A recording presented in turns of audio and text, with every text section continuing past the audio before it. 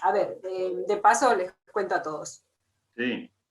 Yo ya grabé, ¿sí? Grabé 2 partes que serían sobre la cual podríamos trabajar en la práctica el lunes, ¿sí? La idea es que, esto va dirigido a las estudiantes, de que puedan leerlo con anticipación.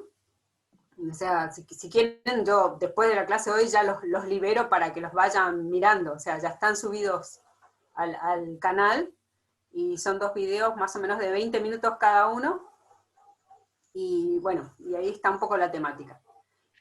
Es la introducción a test de hipótesis y después las pruebas de homogeneidad de variancia, ¿sí? El año pasado yo lo di en ese orden para que podamos seguir la guía, ¿sí?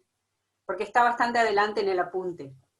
El apunte también ya está actualizado, el vademecum también está actualizado, yo le agregué la parte de correlación, de coeficiente de correlación. Así que todo eso ya está. Todavía no los habilité, pero bueno, después de esta clase, yo para no llenarles de información no puse todavía habilitado, pero puede estar, así que lo pueden ir bajando, viendo, y bueno, y la idea es que lo vean, ¿sí? Lo lean, trate de verlos varias veces, de entenderlo, de entender la simbología, la forma de expresión, etcétera, para que el lunes podamos trabajar prácticamente todo el tema con los ejercicios, porque es necesario tener el ejemplo e ir desarrollando para entender mejor el tema, ¿sí? No puede ser una clase teórica nomás. ¿Está? Bueno, Bueno, a ver, eso. esperad, déjame que les diga y escúchame a ver si vos estás de acuerdo. Entonces, lo que está diciendo Fidelina es de alguna manera que va a haber un cambio de modalidad de dictado de la unidad 2. Ustedes tienen entonces que leer el material didáctico, el apunte del tema test de hipótesis, que es la unidad 2, y 2 videos que ella ya subió. Y es una tarea que se está esperando que ustedes lo hagan antes. Entonces, desde hoy miércoles hasta el lunes tendrían que tratar entonces de hacer un esfuerzo ustedes por cuenta de ustedes y leer y ver los videos. Eso estaría reemplazando prácticamente a la teoría. Y el lunes van a trabajar directamente entonces en la guía de trabajos prácticos resolviendo los ejercicios. Y entonces si surgen dudas de todo lo que estuvieron viendo previamente, se van a ir aclarando ahí sobre el desarrollo de la guía. ¿Interpreté bien, Fide? Sí, correcto. Esa es la idea, ¿sí? Que entonces la idea es que vayan conociendo todo el material antes, porque si no es muy difícil dar solo la teoría por un lado y empezar con los ejercicios sin haberlo visto antes, ¿sí? Es un tema nuevo. Bien, y nada más. ¿Estamos? Sí, Cualquier cosa, en todo caso, que el lunes directamente en la clase se van aclarando los claro, detalles. sí, correcto. Esa es la idea. Bien, entonces, la clase de hoy la vamos a dedicar a cerrar, digo yo, la unidad 1. Vamos a ver primero una primera sesión de teoría y después van a estar trabajando con Silvia en lo que resta de la guía de trabajos prácticos. En la parte teórica estábamos viendo el muestreo estratificado al azar o sistemático.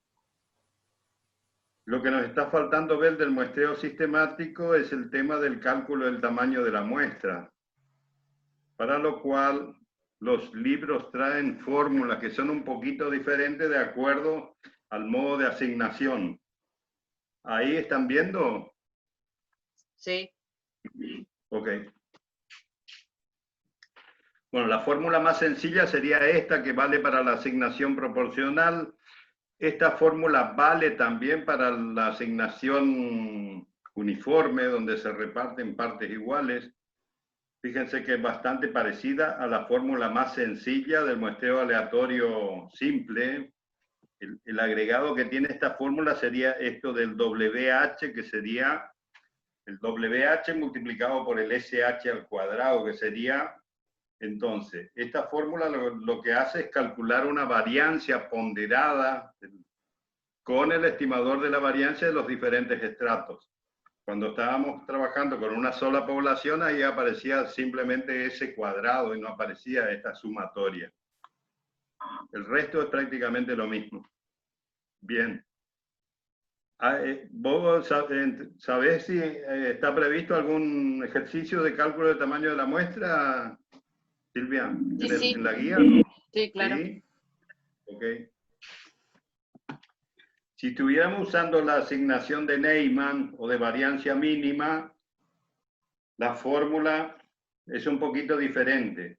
La diferencia está básicamente en que acá arriba tenemos como la sumatoria de los cuadrados, sería la sumatoria de las variancias. En cambio abajo tenemos el cuadrado de la sumatoria. En ese caso, fíjese que dentro del paréntesis están los desvíos estándar. Entonces, se hace la sumatoria de los pesos de los estratos multiplicado por el desvío estándar de cada uno de los estratos elevado al cuadrado. Estas fórmulas, como debemos recordar, se utilizan en la etapa de planificación. Entonces, al principio del proceso de muestreo es que se calculan los tamaños de muestra, después se hace la asignación, después el reparto, después se hace la aleatorización, después el trabajo de campo y después el cálculo. Normalmente vemos al final el cálculo del tamaño de la muestra porque son como las fórmulas más complejas. ¿De dónde sacamos la información para aplicar estas fórmulas?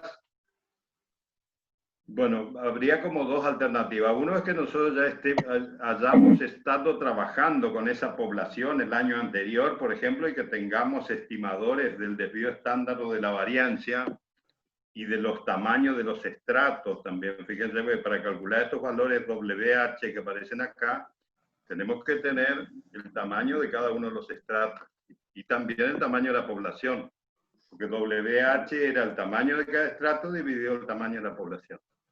Bueno, una posibilidad es que nosotros tengamos estimadores de algún trabajo que no sea demasiado tiempo antes, digamos, del año pasado, una cosa así. Si no, la otra opción es hacer lo que llamamos muestreo preliminar o muestreo piloto.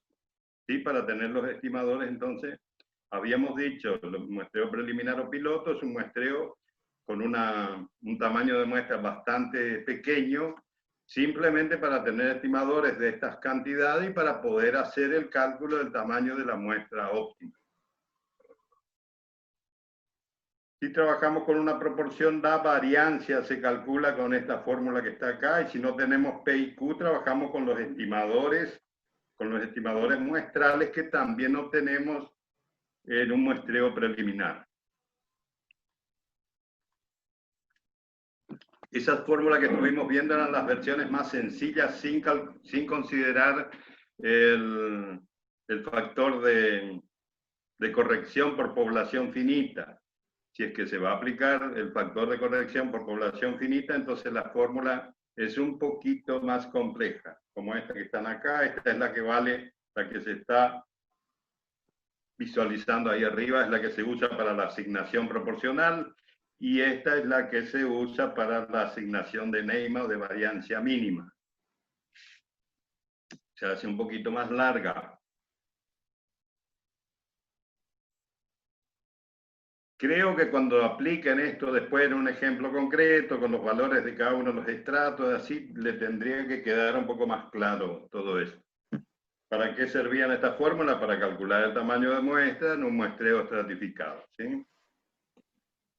La última versión de la fórmula, aún un poco más compleja, es esta, que es la que vale cuando tenemos esa asignación de óptima, se llama esta.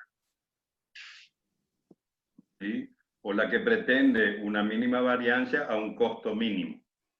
En este caso tenemos que tener, de cada uno de los estratos, tenemos que tener un estimador o el valor del tamaño del estrato, un estimador del desvío estándar del estrato y un estimador del costo del estrato. Estos costos tienen que ver con el esfuerzo que uno hace para obtener la información, para hacer el levantamiento de cada una de las unidades de muestreo. Y eso también se obtiene en muestreo preliminar. Bien, eso es un poco todo lo que estuvimos viendo en muestreo estratificado. Al final de la presentación, en el material didáctico hay un gráfico como este, que entonces dice, en el muestreo estratificado, esto pretende ser gráficamente como una síntesis de todo lo que pasa con el muestreo estratificado. Inicialmente, el muestreo estratificado plantea que tenemos una población heterogénea, entonces se divide a la población en estratos o subpoblaciones. La condición es que haya homogeneidad dentro del estrato, quiere decir que dentro de cada estrato estemos considerando las unidades de muestreo que en la variable que están bajo estudio sean similares entre sí. Y en los diferentes estratos, entonces, que haya heterogeneidad entre los estratos. Tenemos que conocer el tamaño de cada uno de los estratos para aplicar este método. A la izquierda dice, bueno, esto de los estratos es un poco lo que se hace con la población. La población se divide entonces en estratos. La muestra, ¿qué pasa con la muestra? Bueno, se calcula el tamaño de la muestra y después se tiene que hacer una fijación. Es un poco lo que está planteado a la izquierda, en el centro. La fijación era, calculamos el n y después tenemos que hacer el reparto a fijación o distribución de las unidades de muestreo que le van a corresponder a cada uno de los estratos. Entonces vamos a tener el tamaño de la muestra de cada estrato. Ahí, si ustedes se acuerdan, vimos 4 maneras de hacer esa fijación o reparto. A la derecha, al medio, dice qué pasa con la media aritmética. Con la media aritmética calculamos una media para cada estrato y después calculamos una media general de la muestra, que es como una media ponderada de las medias de cada uno de los estratos, y con esto podemos calcular la media general de la población. Bueno, con respecto a la varianza, se calcula también una varianza para cada uno de los estratos, después tenemos una varianza general de la población y una varianza de la media estratificada. Esto de la media y la varianza son un poco conceptos que se aplican cuando uno está procesando los datos que se obtuvieron en el proceso de muestreo. No sé, ¿alguno de los que está escuchando y tiene buena conexión tiene alguna pregunta sobre esta parte de...? Y si no, con esto estaríamos cerrando entonces muestreo estratificado.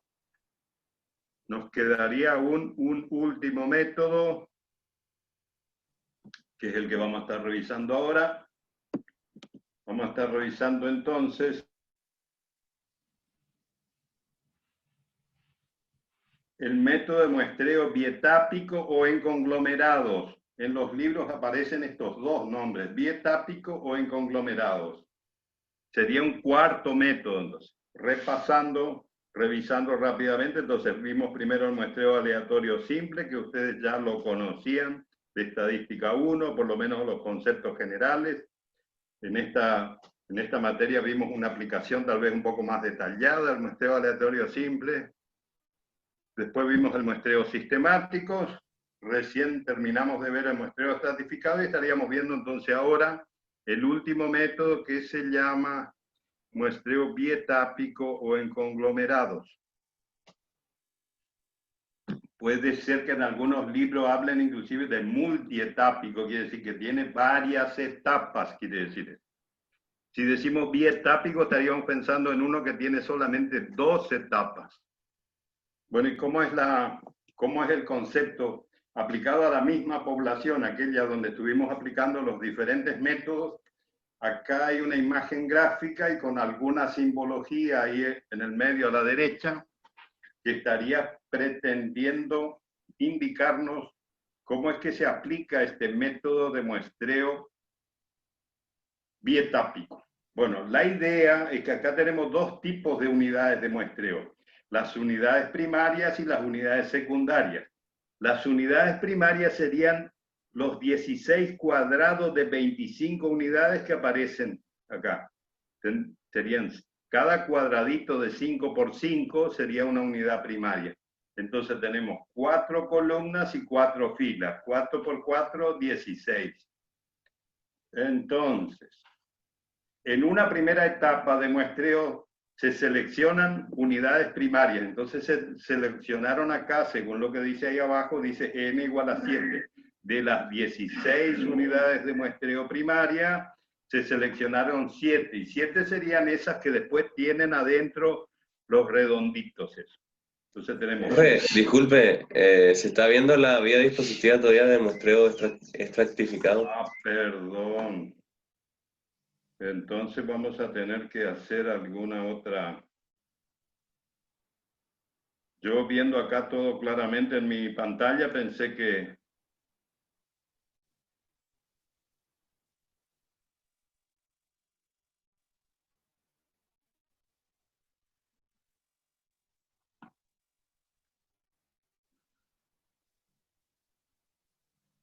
¿Ahora?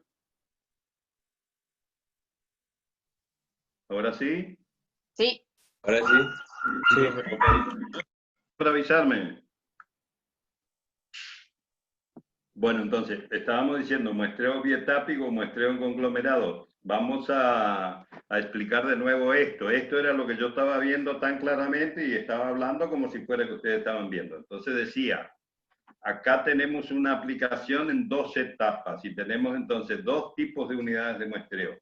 Las unidades de muestreo primaria serían estos cuadrados de 25 unidades de muestreo que aparecen acá. Entonces tenemos 4 columnas por 4 filas. Todo eso hace 16 unidades de muestreo, lo que está indicado acá con la letra N mayúscula. La misma letra que usamos entonces para tamaño de la población, acá dice N igual a 16. De esas 16 se tomaron 7 en una primera etapa, entonces se seleccionaron aleatoriamente 7 de esas unidades. ¿Y cuáles son las 7 que se seleccionaron? Las que aparecen con los redonditos adentro. Tenemos 2 acá arriba, 2 en la siguiente, tenemos 2 en la tercera fila y 1 en la cuarta fila.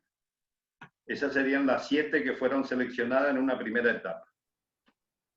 ¿Qué se hace en la segunda etapa? En la segunda etapa, en las unidades primarias que fueron seleccionadas en la primera etapa, que tienen un total de 25 unidades secundarias, se llaman ahora. Fíjense que las unidades secundarias serían equivalentes a las parcelas que consideramos los otros métodos. Entonces, de cada 25 unidad secundaria, de la segunda etapa se seleccionan 4. Y ahí aparecen entonces, dentro de cada uno de estos cuadrados que fueron seleccionados en la primera etapa, aparecen las 4 que fueron seleccionadas en la segunda etapa. Esa es la idea entonces del muestreo bietápico. Fíjense que es diferente que el sistemático, porque en el sistemático teníamos una en cada uno de esos cuadrados. Acá estamos considerando 4.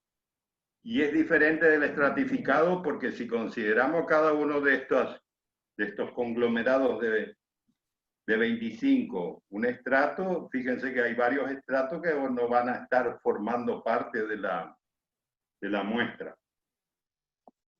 No sé si se entiende. Entonces hay 2 etapas de muestreo. En una primera etapa se seleccionan unidades primarias, que son estos cuadrados de 25 unidades. Y en la segunda etapa, solamente en las unidades primarias que fueron seleccionadas en la primera etapa, se selecciona una muestra de M igual a 4, que corresponde a la segunda etapa. Bueno, entonces, es un procedimiento para hacer el muestreo, un cuarto procedimiento entonces, y que en muchos casos se aplica.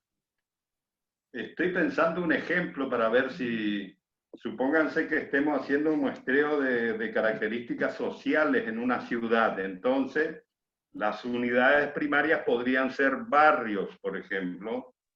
Podríamos considerar en ese caso unidades secundarias como manzanas, y tendríamos aún unidades terciarias que serían las casas. Y este procedimiento implicaría primero en hacer un sorteo de barrios. En aquellos barrios que fueron sorteados, fueron seleccionados, se seleccionarían algunas manzanas, y en las manzanas que fueron seleccionadas se sortearían a su vez casas. Ahí tendríamos 3 etapas, sería trietápico. Esa es un poco la idea de este método de muestreo. Bueno, ¿y cuándo tiene razón de ser la aplicación del muestreo bietápico? Bueno, creo que lo vamos a ir viendo ahora.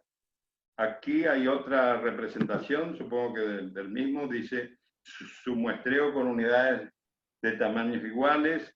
La población se divide en N conglomerados o unidades primarias, de las cuales se seleccionan N minúscula para conformar la muestra. Eso sería la primera etapa del muestreo. Y en cada unidad primaria está constituida por M mayúscula, unidades secundarias, de las cuales se seleccionan M minúscula en cada una de ellas. En este ejemplo, en este gráfico que aparecen acá, fíjense, las unidades primarias ahora tienen 16 unidades secundarias, fueron seleccionadas estas 3, y en cada una de ellas, a su vez, se seleccionaron 3 unidades secundarias. Las unidades secundarias serían equivalentes a las unidades que utilizábamos en los otros métodos. Tenemos entonces 2 etapas. Una, selección de las unidades primarias, y la segunda etapa, selección de unidades secundarias en aquellas unidades primarias que fueron seleccionadas en la primera etapa. Esa es la idea. A ver. Luego el muestreo bietápico dice requiere más de una etapa de selección, en este caso 2 etapas. En la primera se seleccionan las unidades primarias y en la segunda se seleccionan las unidades secundarias dentro de las unidades primarias seleccionadas.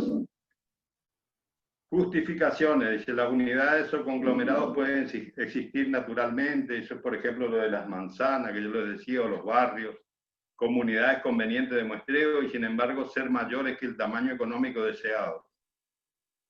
El grado de homogeneidad dentro de los conglomerados hace innecesario seleccionar todas las unidades elementales para la muestra. Bueno, acá además aparece un concepto para aplicar el muestreo en conglomerados o bietápicos, la población tiene que ser homogénea, porque si fuera heterogénea tendríamos que hacer previamente una estratificación. ¿Sí? Si es homogénea se puede aplicar este método de muestreo. Podemos evitar el costo de formación de unidades o conglomerados pequeños en la población completa o reducirlo a las unidades seleccionadas. Quiere decir, no se muestrea toda la población, sino solamente aquellas unidades primarias que fueron seleccionadas. No es necesario un marco de unidades elementales completo, basta con un marco más simple para conglomerados. Dentro de cada conglomerado sí tener un submarco para el muestreo de la segunda etapa. Cada etapa de muestreo permite variaciones o hace posible tener una multiplicidad de diseños. Quiere decir, podemos hacer una selección sistemática de la primera etapa, pero aleatoria en la segunda. Y así entonces se pueden surgir varias maneras de aplicar el muestreo en conglomerado. Se necesita menos recursos y el costo es menor, ya que solo se visitan algunas de las unidades elementales de los conglomerados elegidos en la primera etapa. Se concentra el trabajo dentro de las unidades primarias muestreadas.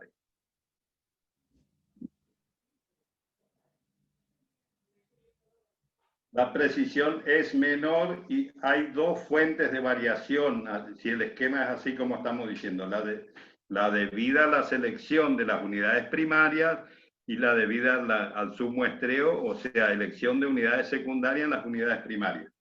Es decir, el error tendría como 2 fuentes acá, ¿sí? El error de la primera etapa y el error de la segunda etapa. Eso se refleja después en las fórmulas del procesamiento de los datos de este método de muestreo. La notación que se usa es esta. N mayúscula, el número de unidades primarias de la población o número de conglomerados, dice algunos libros. N minúscula, el número de unidades primarias seleccionadas. M mayúscula, el número de unidades secundarias dentro de cada unidad primaria. M número de unidades, M minúscula, número de unidades secundarias muestreadas en cada unidad primaria. X sub I J, el valor de la variable bajo estudio en la J-ésima unidad secundaria de la I-ésima unidad primaria. Solamente aplicando esto después a uno le queda claro de qué se trata. El total de, fíjense, esto sería el total de una unidad primaria, lo que está puesto como una fórmula acá. La sumatoria de los x sub i j para j igual a 1 hasta m, con un i fijo ahí. Entonces, para cada unidad primaria podíamos calcular este total. Y el total general sería la doble sumatoria de los j igual a 1 hasta m, valores dentro de unidad primaria, y después tenemos que sumar para todas las unidades primarias. Y ahí tenemos el total global de la población. Así es como se calcula la media poblacional, arriba, y abajo tenemos el estimador muestral. Si nosotros, en vez de tener n y m mayúscula, tenemos n y m minúscula, estamos trabajando con los datos de una muestra. Entonces, seleccionamos una muestra de n unidades primarias y de m unidades secundarias, y entonces tenemos esta fórmula para calcular el tamaño de la muestra. Algo parecido pasa con la variancia. Tenemos acá una variancia entre unidades primarias, entre las medias de las unidades primarias, y tenemos un estimador de la variancia dentro de las unidades primarias. Entonces, la variancia de la media en este método de muestreo se va a componer de dos partes, cada una de acuerdo a la fuente. El primer término que aparece acá es la variancia entre las unidades primarias, y el segundo término viene a ser la variancia dentro de las unidades primarias. O también se suele decir al segundo término la variancia entre unidades secundarias dentro de las unidades primarias.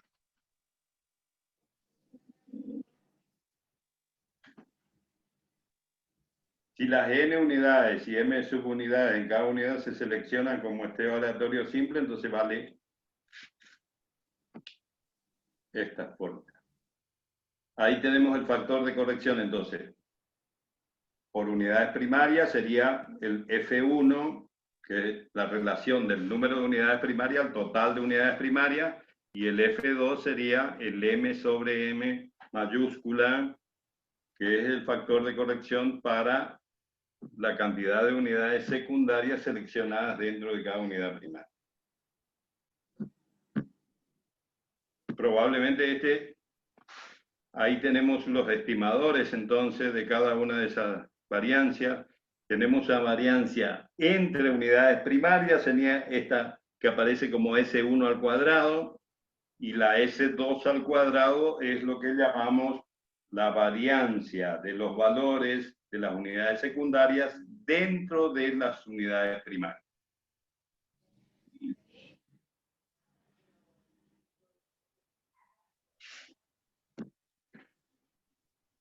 Sin considerar el factor de corrección en la primera etapa, entonces la expresión de la variancia de la media quedaría como está en la fórmula de arriba, y sin aplicar ninguno de los factores de corrección, la versión más sencilla de todas es la que está ahí abajo. La variancia entre unidades primarias y la variancia dentro de las unidades primarias.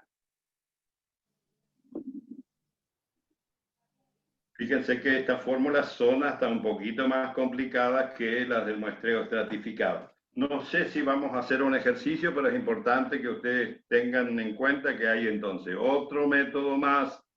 Seguramente los ejercicios que nosotros vemos van a llegar hasta el estratificado, pero que hay entonces otro método que implica hacer un muestreo en dos etapas. En la práctica, ¿cuándo es que se aplica este método de muestreo? Y cuando o es una población homogénea pero muy grande, quiere decir uno tiene que desplazarse, gastar mucho tiempo para desplazarse hasta una unidad de muestreo. Entonces ahí el razonamiento es, bueno, si tengo que andar 5, 10 o 15 kilómetros para llegar hasta el lugar de hacer una unidad de muestreo, lo que me conviene entonces, en vez de hacer una sola unidad de muestreo, es hacer 4 o 5 unidades de muestreo por ahí cerca para considerar como una unidad primaria. y la estadística me ofrece fórmulas para poder hacer ese cálculo. En otros casos, en poblaciones de terreno, que es decir, en lugares de sotobosque muy enmarañado, que es muy complicado desplazarse, también vale esto mismo que yo estoy diciendo. O en humedales, digamos, donde hay bañados, lagunas, que dificultan el desplazamiento en el terreno, ahí es donde uno piensa entonces en aplicar este método de muestreo. El error de la media en conglomerado estaría dado por esa última expresión, sería raíz cuadrada de la variancia de la media. El hecho que tenga esas dos rayas sobre la media me estaría indicando que estamos trabajando con una media en dos etapas o en conglomerado. Para las proporciones hay también una fórmula para calcular la variancia de la media, de la misma manera como estas otras fórmulas que estábamos viendo que valen para el promedio de una media aritmética, que sería la expresión de síntesis para una variable continua. En algunos libros, sobre todo de inventario forestal, le llaman muestreo en conglomerados cuando en la segunda etapa tenemos un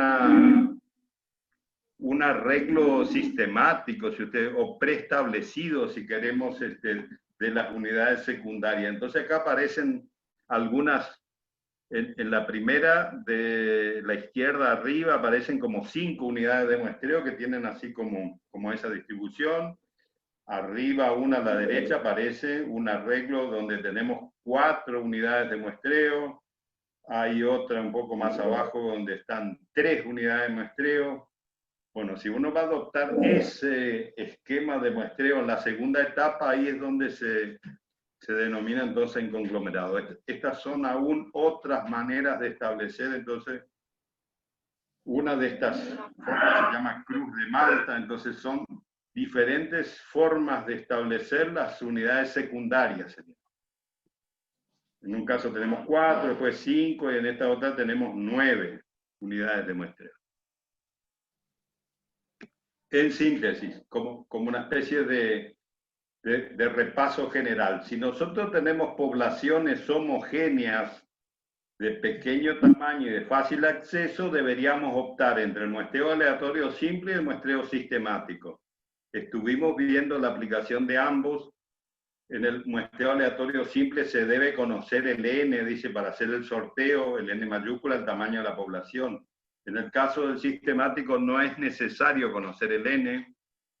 Ya vimos la fortaleza estadística que tiene el muestreo aleatorio simple en contraposición de la mayor practicidad que tiene el muestreo sistemático. Es más fácil de aplicar en el terreno, es más fácil de localizar las unidades de muestreo, cubre uniformemente las unidades de muestreo, toda la población.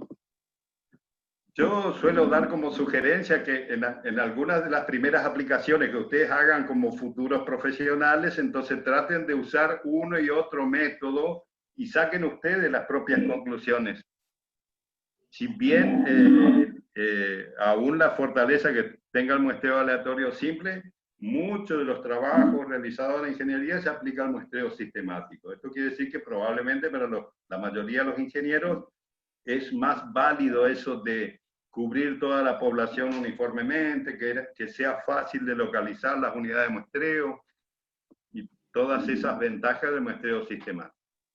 Pero vuelvo a lo que le estaba diciendo, yo no quiero o no soy de los docentes que pretende decirle apliquen este y punto. Prefiero decirles traten de hacer alguna comparación en algún momento ustedes de los diferentes métodos y vayan viendo entonces cuáles son las ventajas y desventajas de cada uno de ellos. En el caso de poblaciones entonces de difícil acceso, grandes, pero que siguen siendo homogéneas, entonces ya aplicamos el muestreo bietápico o el muestreo en conglomerado. Yo le llamo bietápico cuando la segunda etapa es aleatoria y le llamo conglomerado cuando la segunda etapa tiene esa forma sistemática así, ¿sí? A este tipo de distribución de las unidades secundarias, entonces a eso se suele llamarse conglomerado. Muchos le llaman conglomerado simplemente cuando se aplica el muestreo bietápico, porque le llaman conglomerado a las unidades primarias. Bien, ¿qué nos queda? Para las poblaciones heterogéneas, independientes del tamaño, la solución que propusimos es la del muestreo estratificado, sea al azar o sea sistemático. Y ahora le podríamos agregar aún el muestreo en conglomerado. El estratificado se puede combinar entonces con cualquiera de los otros tres métodos, planteando lo siguiente, que primero hacemos la división de la población heterogénea en unidades o en estratos o subpoblaciones homogéneas, y después dentro de cada uno de ellos aplicamos un aleatorio simple o un sistemático y, ¿por qué no, un muestreo en conglomerado?